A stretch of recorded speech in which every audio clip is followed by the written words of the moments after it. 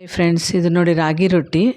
ಈರುಳ್ಳಿ, ಹಸಿಮೆಣಸಿನ್ಕಾಯಿ, ಕೊತ್ತಂಬರಿ ಸೊಪ್ಪು, ಒಂಚೂರು ಕಾಯಿ ಎಲ್ಲ ಹಾಕಿ ತಣ್ಣೀರಲ್ಲೇ ಕಲಿಸ್ಕೋಬೋದು. ಕಲಿಸ್ಕೊಂಡು ಚೆನ್ನಾಗಿ ನಾವು ಚಪಾತಿ ಅದಕ್ಕೆ ಹಿಟ್ಟು ಕಲಿಸ್ಕೊಂಡು ಮಾಡೋ ಥರ ಇದು ರಾಗಿ ರೊಟ್ಟಿ ಅಂತ.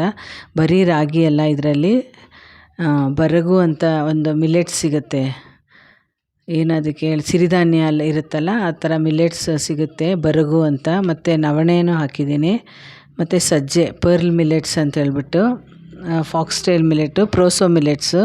ಈ ಪ್ರೋಸೋ ಮಿಲೆಟ್ ಬಂದು ನರ್ವ್ಸ್ಗೆ ತುಂಬ ಒಳ್ಳೆಯದು, ನರಗಳಿಗೆ ಶಕ್ತಿ ಕೊಡುತ್ತೆ ಅಂಥೇಳಿ ನಾನು ಅದನ್ನು ಇದೆಲ್ಲ ಮಿಕ್ಸ್ ಮಾಡಿ ಪುಡಿ ಮಾಡಿ ಇಟ್ಟಿರ್ತೀನಿ. ನಾನು ಮುದ್ದೆನೂ ಇದರಲ್ಲೇ ಮಾಡ್ಕೊಳ್ಳೋದು. ನಾನು ಅದ್ರ ಜೊತೆ ಒಂದು ಸ್ವಲ್ಪ ಮೆಂತ್ಯ, ಜೀರಿಗೆ ಎಲ್ಲ ಹಾಕಿರ್ತೀನಿ.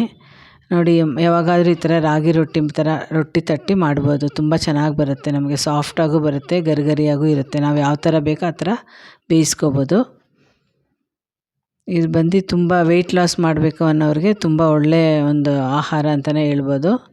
ತುಂಬ ಚೆನ್ನಾಗಿರುತ್ತೆ. ಒಂದು ಸತಿ ಟ್ರೈ ಮಾಡಿ ನೋಡಿ ನೀವು ಒಂದು ಸತಿ.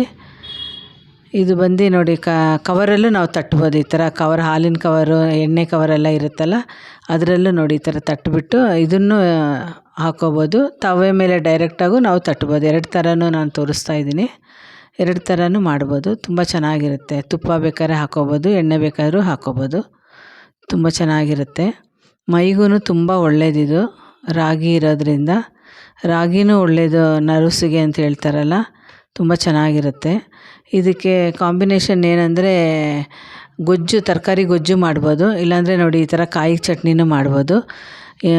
ಈ ಥರ ಕಾಯಿ, ಕೊತ್ತಂಬರಿ ಸೊಪ್ಪು, ಒಂದು ಸ್ವಲ್ಪ ಈರುಳ್ಳಿ, ಮೆಣಸಿನ್ಕಾಯಿ, ಹುಣಸೆಹಣ್ಣು ಎಲ್ಲ ಹಾಕಿ ಕಡಲೆಕಾಯಿ ಬೀಜನೂ ಹುರ್ಕೊಂಡು ಮಿಕ್ಸ್ ಮಾಡಿ ಈ ಥರ ಮಾಡ್ಬೋದು.